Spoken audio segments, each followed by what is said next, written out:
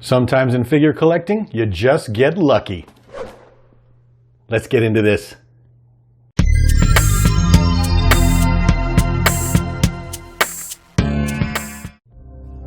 All right, welcome back to another episode of Paul's Collectibles. If you're new to the channel, it's good to have you. I really appreciate you giving me a shot.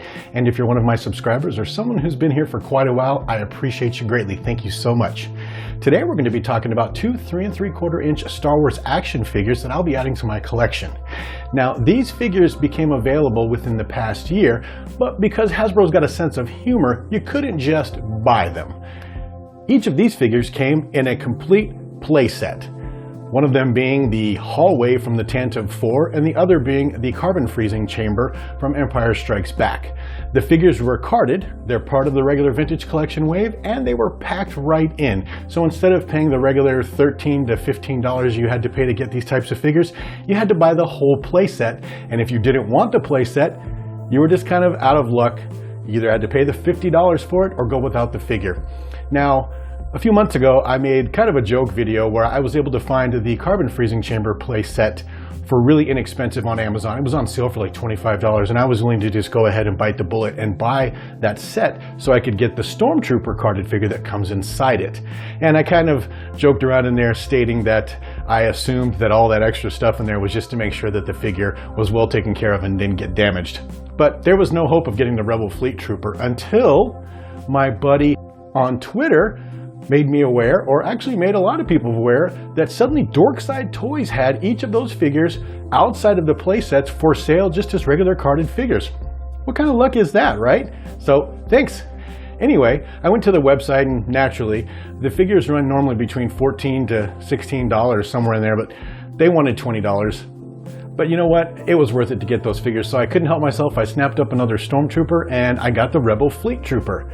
Now, these figures have been out for a while, so we'll look at them, but we don't have to go into great detail. Mostly what I'm interested in is how Dorkside Toys packed the figures to make sure that they're still sending us quality merchandise in good shape through proper packing methods. So with that, let's get these in front of some lights, take a look at them, and see what I'll be adding to my 3 3/4 inch Star Wars action figure collection today.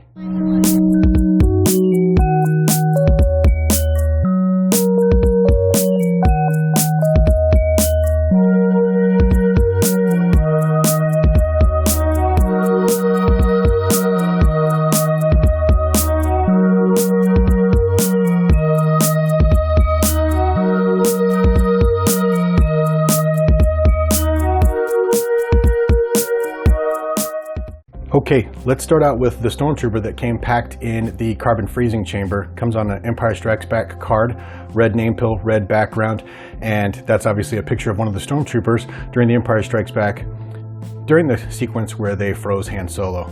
And I have one complaint about this. Look at this card. Wow, it's super warped.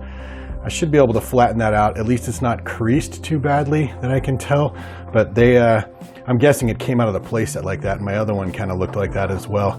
Not really excited about the quality, but hey, at least I got another Stormtrooper. Speaking of which, let's get a good look at that guy. In my opinion, this is one of the best Stormtrooper molds I've seen in a long time. I think this might be the same one as the Stormtrooper that comes on the Rogue One card, but just beautifully articulated helmet, wonderful chest piece there, beautiful armor, great detail, comes with the blaster, got its own little section down there. Just, there's really nothing to complain about on that Stormtrooper sculpt. And he is VC 171. Next up we have the Rebel Fleet Trooper on the Star Wars Rogue One card. This guy is ostensibly part of that last sequence where Darth Vader is just cutting through them like butter, trying to get those Death Star plans as they're trying to flee on the Tantive IV. You can see the sparks up here flying. Great picture of a trooper there. The card's a little yellowy and you don't really get a good look at the trooper. So for me, I guess the overall fact that this is part of that iconic scene makes this card worthwhile to me. Although I really would have liked a better look at the trooper himself so that we could get some more detail. Blue name pill, blue background. Overall, not a bad card, can't complain. Let's take a look at that figure. This is one of the more versatile 3.75 inch action figures you will see in the line.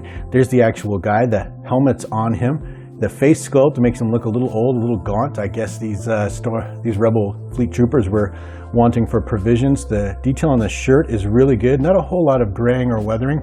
The vest is passable. It's a little just too black. I would like to have seen some other relief colors in there maybe. And the gray on the pants is, once again, just super gray. They didn't do a lot of relief colors like they did on that last wave where we talked about Zutton and Grief Karga, but this is very passable. The boots are in good shape. But what I was talking about here is, this looks like it comes with some sort of communication device, or maybe those are supposed to be the plans in a holder. His helmet comes off and you can put him in this, what looks like a baseball cap. So if you're trying to give some differences in your troopers and your displays, if you're going to do the diorama, specifically in that Tantive IV hallway diorama, you can do that. And he's got what looks like another readout or a droid or something down here, and comes with his blaster, of course. And he's VC 183. So there you have it. The Stormtrooper from Empire Strikes Back in the carbon freezing chamber, and the Rebel Fleet Trooper from Star Wars: Rogue One in that ending sequence where Darth Vader is just cutting him down. Two great additions to my collection. I'm so glad I was able to get them, albeit for a little bit more money, but I didn't have to pay to get the whole playset to get them. So once again, thanks Dorkside Toys for selling them like this, and I will see you on the next video.